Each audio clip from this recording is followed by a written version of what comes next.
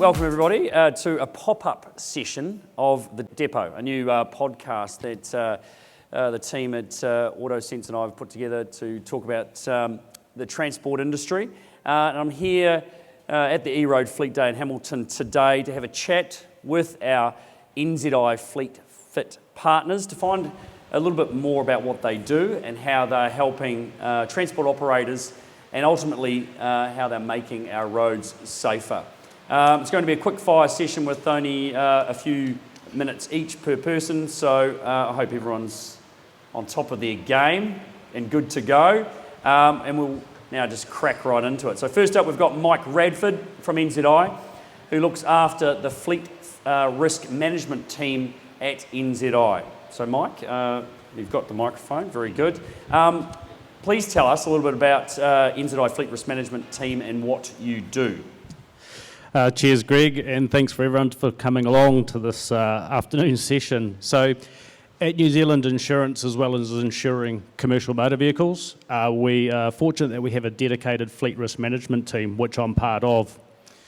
What we do, I think it's important to say why we do it, and my personal story is that mechanic, auto electrician, business owner, 25 years in the commercial motor industry. In the last 15 years assessing, I was dealing with crashes, and it got to the point where I was thinking, there's got to be more to this. And so fortunately with NZI and the Fleet Risk Management team, I've joined a team that is looking at reducing risk, making sure that people and vehicles get home safely each day. What about the Fleet Fit program itself? Talk to us about that and how it helps transport operators. We're really fortunate that through NZI we get to partner with our customers, which we get the opportunity to go out and talk to them one-on-one, and the aim is to really listen to our customers' needs about what they want, how they want to look at risk, how they want to look at their fleet, and how we can reduce that.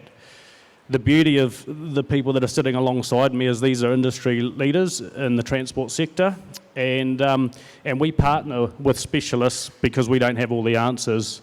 So working together, we come up with a bit of a strategy and look to reduce and improve people's behaviours, improve safety, with the aim of people and vehicles getting back to the depot or to the yard or wherever they need to be at the end of the day. It's a novel approach, listening to your customers and delivering what they need. Yeah, it's really amazing that being able to listen, which I'm not great at listening to my wife at the end of most days, but listening to customers and actually just hearing what they want to tell us and not us going in and telling them what they need. I think it's really important, and then we're able to just connect them up with the experts depending on what they've indicated would really help them in their journey. And it is just communication, it's listening, and it's partnerships. Building solutions. Absolutely. Right, next up, Kelly McCluckey from Success Formula. Kelly, tell us about your business and what you do to help the transport industry. Yeah, thanks, Murph. As said, Kelly from Success Formula. A lot of what we do is the people stuff. So safety culture, looking at the behaviours of staff, looking at how to build up your leaders. A lot of issues out there in transport with getting engagement of staff and retaining and staff and building good teams. So we think the people part of a lot of the stuff that's changing in industry is really, really critical. Absolutely. As far as safety culture goes, what's probably what is your top tip for improving it? Yeah, good question. Look, I think culture's a really tricky one because people think it's something a bit fuzzy and they're not really sure what it is or how it helps them run their business. So my top tip is probably thinking about culture as building a really strong team, and that has a lot of productivity, safety, financial benefits. But my top tip really is that it's led from the top. We work with business owners and businesses big and small. And, like Mum used to say, say as I do as I say, not as I do. That is really, really true. Culture is a reflection of the leaders in a business, and your dispatch or your depot managers or whoever's working for you as well. Just remember that everyone's watching you, you influence it, and you also have the power to change it as well.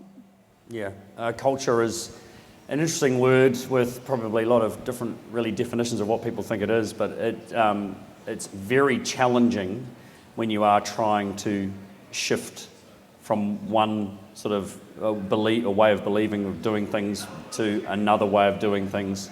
You must have seen so many and had so many challenges along the way with trying to get that changed within various organisations. Yeah, absolutely. And sadly, Murph, often people come to us and talk about the culture or people behaviour when it's gone wrong, instead of doing it proactively and trying to, get things right. For example, we're putting in some new tech. Let's think about how we manage that change and how we manage the behaviours. Often I find out about it when it's gone wrong, and there's resistance from the people that the change is happening to. Probably my tip around, is it hard to change? Culture is something you've got to maintain and you've got to work on all of the time. Yeah. And it's simple things like your communication. And in some ways in transport through COVID, I think we did a really bloody good job. We were communicating more with our people. We were worried about people's well-being. We were having to implement change really quickly as it was coming at us. I guess I'd just encourage us as an industry to keep that going. Yeah, very good. Righto, next up, Rachel Land from Fit for Duty. Great to have you here, Rach. Tell us about your business and what it is that you do to help transport operators. Oh, thanks, Murph. Yeah, great to be here. I'm Rachel from Fit for Duty. So I'm actually a fatigue management consultant, or reframe that as an alertness consultant. So I help companies to look at their policies and procedures around fatigue management, but I also run a lot of education workshops as well. I think fatigue management needs to start with that education. So what is fatigue? What causes it? What does it look like? Understanding sleep and the relationship between not getting a good night's sleep or not getting the right sleep at the right time of the day has a huge impact on fatigue. So of course, in this industry where we've got early starts and long days and really prescriptive rules around our work time and things like that, fatigue is actually just an inherent risk in your business. And so if you haven't already got some policies and procedures and that sort of thing in place, you're possibly missing a big part of your risk management and hazard management. So that's what I help to do with companies, including sleep studies. So if you have anybody in your workforce who talks about having really bad sleep, or they snore and they wake up tired, or they're having micro sleeps and that sort of thing, then we do all the investigation from a clinical perspective as well, just to have a look and just say, well, is there a sleep disorder that we might be able to help people with as well? I've learned so much from you in the last couple of years while we've been doing this, and just understanding, having more of a cognitive understanding of how important and just the key things that you identify that makes so much sense, but you really don't really think about it. But that the whole the power of sleep is just phenomenal. It's much more, I think, than what we give it credit for normally on every day, isn't it? I mean, absolutely. We think we're going to be fine. We think 4 or 5 hours sleep, we're tired, but we'll be okay, is going to get the job done. But it just doesn't work that way. No, look, I think sleep's the most important thing we can do in a day. So I just really encourage you all to prioritise it. It's the most important thing you can do, I think. Yeah. Now you've got a new part of what you are teaching and offering, the alert meter. Yes, so very exciting piece of technology. So basically the alert meter is what we call an impairment testing app. So PVT testing, or what they call psychometer vigilance testing, has been around for a long, long time. NASA have used it. It's used in research.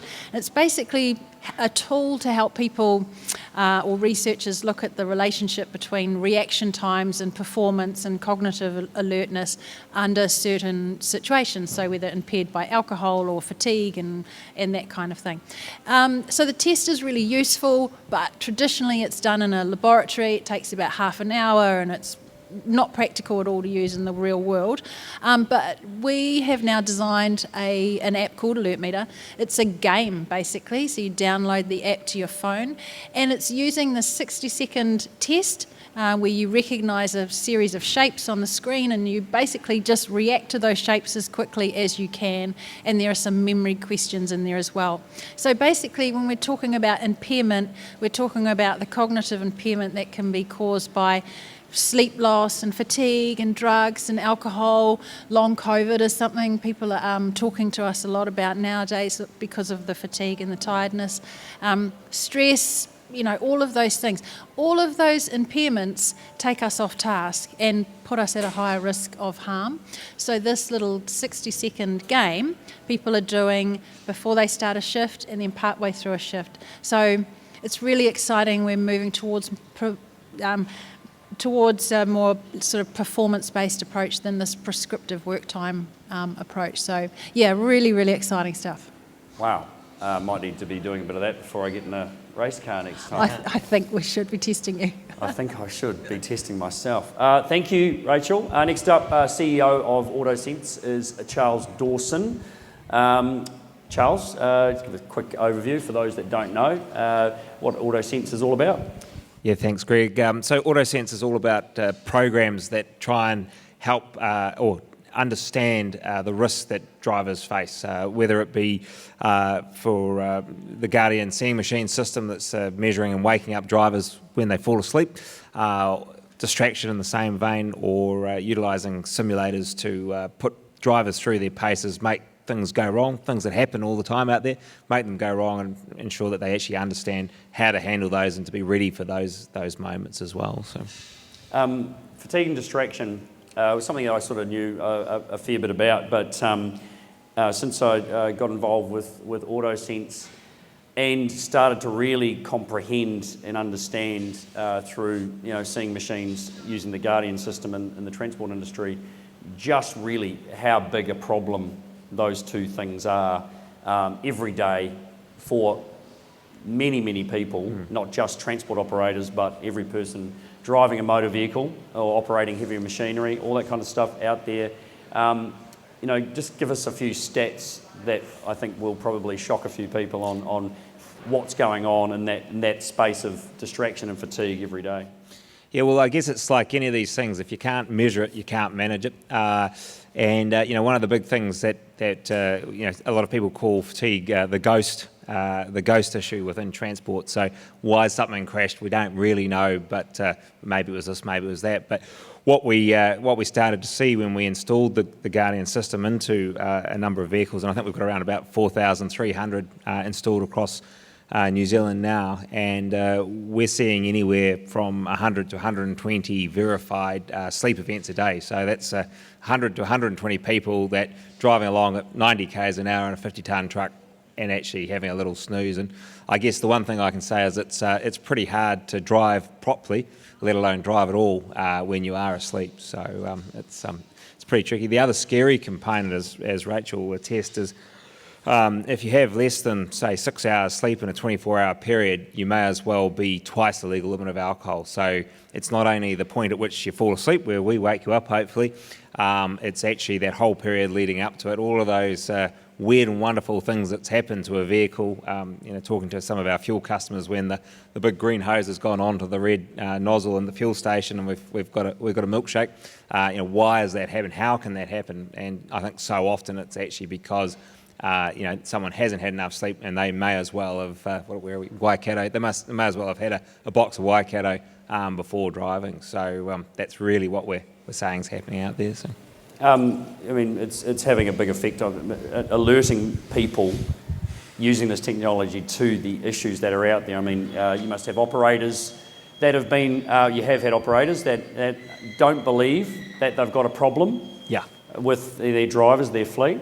Yeah. You must get some pretty interesting responses to when people find out, how big a problem it is within their fleet. Yeah, I mean, so often I hear a stat around that sort of says, 80% of people believe they're a better driver than the person sitting next to them, and that's kind of a similar thing that we see. Often what will happen is, through the NZI Fleet Fit program, we will actually end up installing a pilot, which NZI very often kindly pays for in that space. The systems go in, everyone thinks that their business is just awesomely managed from a fatigue point of view. We look after our logbooks, we do all this stuff. One of the things that they forget around a logbook is all a logbook says is you can legally drive for 13 hours in a day. If you actually started absolutely wiped out before the day began, all we're saying is you can now drive for 13 hours well tired. And so we'll install these systems, and all of a sudden overnight they'll have the first fatigue event, and they'll get a call and from the Guardian Centre. They then ring the driver, and the driver will go, no, sweet bro, and I'll get a call off the other end saying, your system's not working, it's stupid, and it's a pain in the ass. And I say, have you actually jumped online and actually looked at it? Jump onto the thing I'll take them through on Teams, and here's old mate driving along with his tongue hanging out, dribbling, and the response is just like, oh my God. And then we'll go through another couple of weeks, and the chap I'm working with will say, well, Charles, what have you done to my fleet? I've installed these systems and now everyone's falling asleep all the time. It's just time after time that we see this. So, yeah. Yeah, you put the system in the truck and all of a sudden the drivers are falling asleep. Very interesting. Gareth Balfour is next. He is from CCS Logistics. Gareth, give us a rundown on what you're all about. Yeah, thanks, Greg. First of all, we're not a logistics company, so just want to sort of put that out there. We're a one-stop shop for your data needs, if you like. So you're here today because of, I'm guessing you've got E-Road in your truck, so and possibly other systems, other camera systems that are on the market. What I've heard a lot of over the last 8 years that I've been doing this is that we've got too many data feeds. It's becoming overwhelming. Our core business is moving freight around the country, and we just don't have the time to deal with all of this data. So what CCS does is we take those data feeds in, whether it's from E-Road or other systems or the Guardian or other camera systems, and we simplify it. We turn it into easy to read reports that if you like, you can act upon. So we do all the heavy lifting. We don't we don't expect you to sort of do any of that for us. We take access to your systems. We analyse all of that data, we clean it where we need to, and we present it in a way that's easy for you to read. So we've developed something called the fleet score, basically, and I see a few people in the audience that have given me this feedback in a previous role that I had was, we're getting a score from this, and we're getting a score from that, and we're getting a score from this other system. What we want is one score, and that's what we've done with the fleet score. So we've turned that into an easy-to-read gauge that shows how speed has been managed in your fleet, whether that's at company level, or whether that's at depot level, truck level, or at driver level. And what we're seeing is some really positive outcomes in terms of better speed management, because drivers are becoming aware more so than perhaps previously in where they're speeding and how frequently they're doing it. So we're not about saying, this is something that is really bad, because we don't know what bad is in your fleet. What we're saying is this is what we're seeing. We're giving you the information that you can hopefully make informed decisions around to say that's acceptable or no, we need to improve. And if it's acceptable or you want to reward that driver, we give you the tool to do that. But if it's something you want to improve on, we give you the insights to be able to make that happen really quickly. So we're seeing some really positive change come through the reports that we're writing. So it's managing. It's amazing what you're doing, because managing all that information that is now available, with so many different systems that are recording stuff. I mean, finding a way to actually manage that and actually get something from that that's going to make a difference. So challenging for operators as a whole. So it must be pretty rewarding to be able to actually look at that, grab all the stuff that's actually out there that's being recorded, and deliver something that is going to make a difference for the investment that everyone's putting into that stuff. Yes, absolutely. So it's, absolutely right. So E-Road is obviously doing a great job at collecting the data and presenting it into a portal, as obviously the Guardian system is, and other systems are too. But what is rewarding for us is that we're picking out the critical pieces of that information and we're presenting it to the fleet operators, that then gets translated to the driver, and then the driver can see where they need to improve. And like I say, it's not always about the improvement, it's about the recognition as well. So that is quite rewarding, and we're seeing some great results. Very good. All right, that's us. We're all done. Thank you to NZI Fleet Fit Partners for helping today and helping businesses to keep their fleet and their drivers safer on the roads. Thanks for E-Road for having us along, and that's another episode of The Depot. Catch you next time.